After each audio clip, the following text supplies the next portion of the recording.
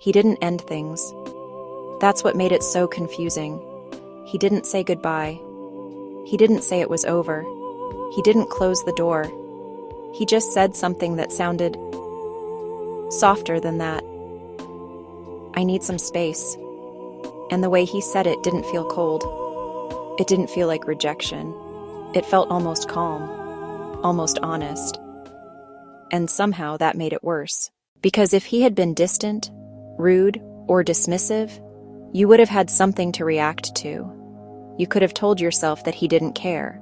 You could have pulled your energy back with clarity. But this didn't give you anything solid to hold on to. Just space.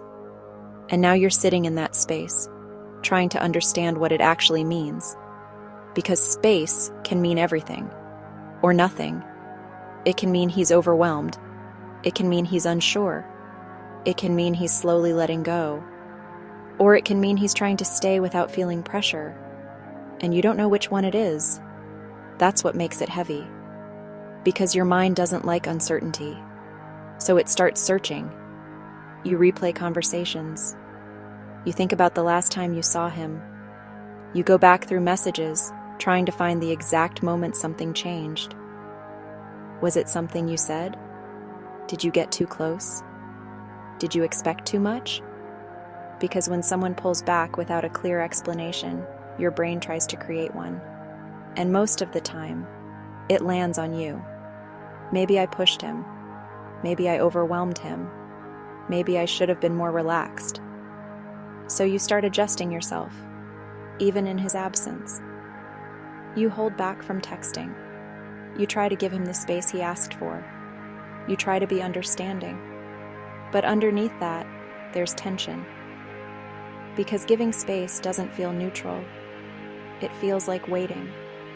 Waiting for him to come back. Waiting for clarity. Waiting for something that tells you where you actually stand. And the longer that space stretches, the louder your thoughts become. Because now it's not just about him. It's about what this distance means for you. And that's where it starts to hurt. Not because he left, but because he didn't fully stay either. But here's what most people misunderstand about space. For some men, space isn't a step away from you.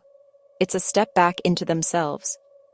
When emotions start building, real emotions, not just surface-level attraction, it creates something they don't always know how to process in real time.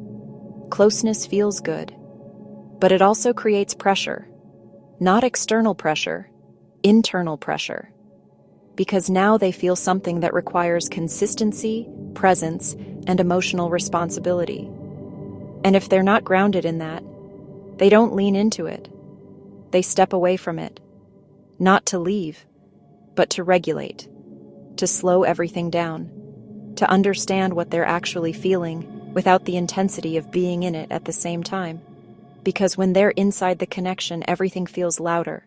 Your presence, your expectations, their own emotions. It's all happening at once. And for someone who hasn't learned how to sit in that, it becomes overwhelming. So space becomes a way to breathe, a way to quiet the noise, a way to come back to themselves without feeling like they're being pulled in a direction they're not fully ready for. And here's the part that most people don't see. When they step back, they don't stop feeling. In fact, sometimes it's the opposite. When the interaction stops, when the messages slow down, when the connection isn't right in front of them anymore, that's when the feeling becomes clearer. Because now there's no pressure attached to it. No expectation. No immediate response needed. Just space to feel without reacting. And in that space, they start noticing your absence. Not as something heavy, but as something missing.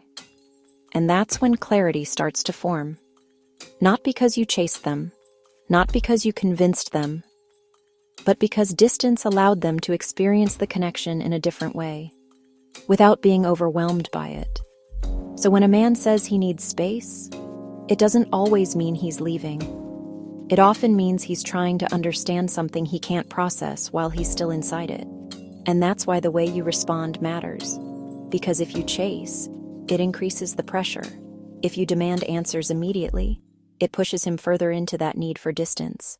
But if you hold your ground, if you stay centered in yourself instead of collapsing into the uncertainty, you change the dynamic. Because now, the space he asked for doesn't become something that drains you. It becomes something that reveals him. And whether he comes back or not, you're no longer stuck waiting for an answer. You become the one who decides what that space means for you, not just what it means for him.